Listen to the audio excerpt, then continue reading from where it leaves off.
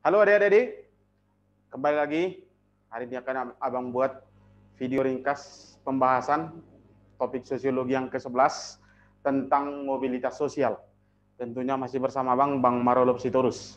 Nah, adik-adikku, tentang mobilitas ini akan kita bahas. Yang pertama, kita lihat dulu pengertian daripada mobilitas. Mobilitas itu berasal dari kata mobilis, yang berarti mudah dipindahkan atau banyak bergerak. Artinya mobilitas itu nanti terjadi perpindahan atau terjadi pergerakan, ya. Berpindah seperti apa dan bergerak seperti apa. Itu dia di mobilitas. Nah, ada beberapa ahli yang mengemukakan pengertian daripada mobilitas sosial. Yang pertama ada menurut si Surjono Sukanto. Kata Surjono Sukanto, mobilitas itu adalah suatu gerakan dalam struktur sosial, yaitu pola yang mengatur organisasi atau kelompok. Artinya gini, nah adik-adikku mungkin pernah memasuki suatu organisasi atau kelompok. Nah, di dalam organisasi ini ada disebut struktur. Nah, yang lebih identik kita kenal ada ketua, wakil ketua, sekretaris, bendahara. Nah, pergerakannya itulah atau pergantian ketua, wakil ketua, atau sekretaris, itulah yang disebut sebagai mobilitas sosial. Suatu gerakan dalam struktur sosial, perokeran dalam struktur, ya, pergantian dalam strukturlah yang disebut sebagai mobilitas menurut si Surjono Sukanto.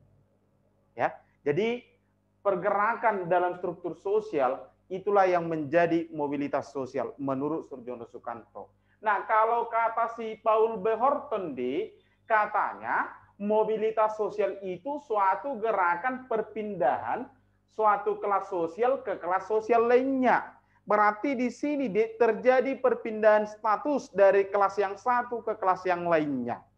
Kalau tadi Surjono Sukanto kan dalam struktur, di dalam organisasi, pergantian struktur dalam organisasi. Kalau ini antar kelas yang berpindah, ya, kelas sosial di masyarakat yang berpindah dari kelas sosial yang satu ke kelas sosial yang lainnya. Itulah kata si Paul B. Horton.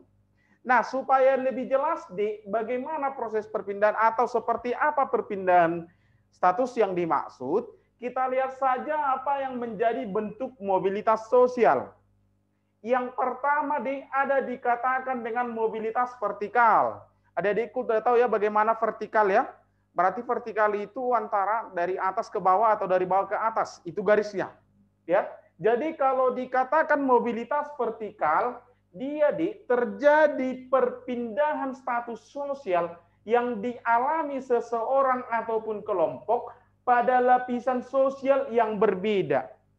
Lapisan sosial yang berbeda berarti bisa dari bawah ke atas, bisa dari atas ke bawah, atau bisa dari lapisan bawah ke lapisan atas perpindahannya, bisa dari lapisan atas ke lapisan bawah perpindahannya. Ya. Nah, mobilitas vertikal ini terbagi dua. Yang pertama ada dia dikatakan vertikal naik. Kalau naik berarti dia dari bawah ke atas. Terjadilah perpindahan dari lapisan bawah ke lapisan atas atau dari kelas bawah ke kelas atas. Dan vertikal naik ini sering disebut dengan istilah social climbing. Apa contohnya perpindahan status dari kelas bawah ke kelas atas? Nah, adik-adikku mungkin pernah mendengar seorang guru menjadi kepala sekolah, berarti naik jabatan lah istilahnya. Ya, adik-adikku juga akan mengalami nanti dari siswa sekarang, tahun depan kalian sudah menjadi mahasiswa. Itu termasuk perpindahan status ke atas, vertikal naik. Atau seorang karyawan diangkat jadi manajer. Itu juga termasuk perpindahan status yang dikatakan dengan mobilitas vertikal naik atau social climbing. Paham ya tentang vertikal naik ini? Nah, yang kedua, bagian mobilitas vertikal ada dia vertikal turun. Berarti kalau dia turun, kebalikannya ini tadi ya, vertikal naik, kebalikannya. Nah, berarti ini prosesnya dari perpindahan status dari kelas atas ke kelas bawah. atau dari lapisan atas ke lapisan bawah. Disebutlah ini social thinking, ya. Nah, kebalikan contoh yang di atas pun tadi sering kita dengar atau sering kita lihat. Bisa seorang kepala sekolah dikembalikan lagi menjadi guru. Nah, itu termasuk vertikal mengalami perpindahan status dari kelas atas ke kelas bawah atau lapisan atas ke lapisan bawah. Nah, atau seorang manajer diturunkan jabatannya menjadi karyawan, ya. Nah, jadi kalau dia vertikal turun, identiklah turun jabatan, dan vertikal naik, identiklah naik jabatan, istilahnya, ya. Nah, itulah yang disebut dengan vertikal naik, pembagian mobilitas vertikal, ya. Mobilitas vertikal terbagi dua, ada vertikal naik dan vertikal turun. Yang kedua ada mobilitas horizontal. Nah, mobilitas horizontal ini perpindahan status seseorang itu berada dalam lapisan sosial yang sama. Jadi sama statusnya, cuman yang berpindah apa? Nah, bagian dari mobilitas horizontal yang pertama mobilitas antar wilayah. Nah, mobilitas antar wilayah, perpindahan status seseorang dari wilayah yang satu ke wilayah lainnya dalam lapisan yang sama. Contohnya gini, statusnya guru. Nah, dia guru di kota A, pindah ke kota B dengan lapisan sosial yang sama, tetap sebagai guru. Nah, di situ terjadi mobilitas horizontal antar wilayah yang berpindah tempatnya atau wilayahnya. Jadi ya, bisa dimengerti ya. Jadi statusnya tetap guru. Oke, statusnya guru berarti dalam lapisan yang sama. Itu dia mobilitas antar wilayah horizontal. Yang kedua, ada dia disebut mobilitas antar generasi. Jadi ke generasinya diturunkan statusnya itu, tapi lapisannya yang sama. Nah, ini terbagi dua, ada intragenerasi. Kalau dia intragenerasi yang diceritakan itu atau yang dimaksud di sini satu generasi. Dari orang tua ke anak. Itu dia intragenerasi. Jadi ini bisalah lapisannya sama. Ketika ayahnya diceritakan seorang guru, anaknya juga menjadi guru. Nah, itulah yang disebut mobilitas horizontal intragenerasi. Satu generasi yang diceritakan.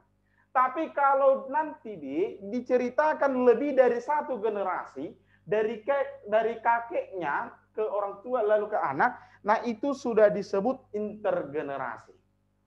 Ya. Jadi itulah yang disebut dengan mobilitas antar generasi. Oke, jadi itu ya bagian daripada mobilitas horizontal. Nah, ada mobilitas horizontal antar wilayah dan ada mobilitas horizontal antar generasi. Artinya ke generasinya diturunkan status sosial itu. Nah, itu bagian daripada atau bentuk daripada mobilitas. Ada mobilitas vertikal dan mobilitas horizontal. Nah, adik-adikku tadi mobilitas itu perpindahan status. Kenapa bisa berpindah atau berganti status orang itu? Tentu ada faktornya. Faktor apa saja? Nah, bisa saja memang ada faktor pendorong dan faktor penghambatnya. Jadi ada seseorang yang bisa terdorong melakukan mobilitas. Nah, ada yang bisa menghambat mobilitas. Jadi kita masukkan dalam faktor yang mempengaruhi mobilitas. Nah, faktor yang mempengaruhi mobilitas. Yang pertama faktor yang mempengaruhi mobilitas itu adalah status sosial. Status sosial, nah, yang diturunkan atau yang kita dapat dalam keluarga. Jadi adik-adikku status sosial di masyarakat. Nah, ada status sosial yang kita terima secara otomatis. Sejak lahir kita sudah mendapatkan status itu. Nah, itulah yang disebut dengan istilah ascribed status. Jadi status yang langsung diturunkan orang tua. Apa status yang kita dapat langsung diturunkan orang tua? Yang pertama, ya, kalau kita punya marga langsung diberikan orang tua marganya. Yang kedua, jenis kelamin. Itu sudah kita dapatkan status itu sejak lahir. Itu diproses ascribed status. Nah, kemudian berjalan waktu kita nggak mau hanya seperti itu status kita. Kita ingin memperbaiki status ke kelas yang lebih tinggi. Lalu kita peroleh nanti atau kita dapatkanlah di masyarakat namanya achieved status. Kerja keras kita sehingga merubah status. Ya, jadi adik-adikku nanti ketika sudah mendapatkan gelar sarjana, itu suatu proses yang kau dapatkan perubahan status, ya. Nah, itu kau alami namanya achievement status. Jadi ini faktor yang pertama, status sosial yang ingin dimiliki seseorang. Itu. Nah, yang kedua, faktor yang mempengaruhi terjadinya mobilitas sosial. Nah, yang kedua adalah keadaan ekonomi. Nah, di dalam keluarga juga orang tua mengharapkan ya anaknya harus lebih baik kehidupannya dibandingkan dengan orang tuanya. Jadi anak-anak melihat itu karena keadaan ekonomi yang dimiliki orang tua sekarang, ya dia berpacu, ya ingin merubah keadaan ekonomi ke arah yang lebih baik, ya ke arah yang lebih baik. Jadi faktor keadaan ekonomi bisa mempengaruhi untuk melakukan mobilitas keadaan ekonomi. Nah yang ketiga, faktor yang mempengaruhi mobilitas adalah situasi politik. Nah ini sangat banyak sekarang, apalagi dengan terjadinya pilkada, ya. Banyak orang yang memanfaatkan situasi politik ini untuk menaikkan statusnya, ya. Banyak di lingkungan, apalagi di lingkungan pemerintahan, banyak seperti itu, ya. Mengorbankan statusnya sekarang supaya lebih naik lagi dalam situasi politik. Dia mendukung salah satu calon, mana tahu nanti menang, dia dengan iming-iming akan dinaikkan statusnya lagi atau akan dinaikkan jabatan. Jadi situasi politik sangat mempengaruhi untuk melakukan mobilitas. Ya. Nah, yang berikutnya motif keagamaan. Motif keagamaan. Jadi yang pertama bisa karena tugas misioner. Ya, karena seseorang itu terbuka hatinya untuk mengabarkan Injil atau mengabarkan kitab-kitab isi-isi kitab suci atau pengajaran agama. Nah, jadi karena anggapan di masyarakat, ya, orang yang menjalankan tugas misioner ini adalah orang-orang yang dipandang sangat terhormat. Jadi itu sangat mempengaruhi. Nah, yang kedua bisa juga di tekanan dari agama lain.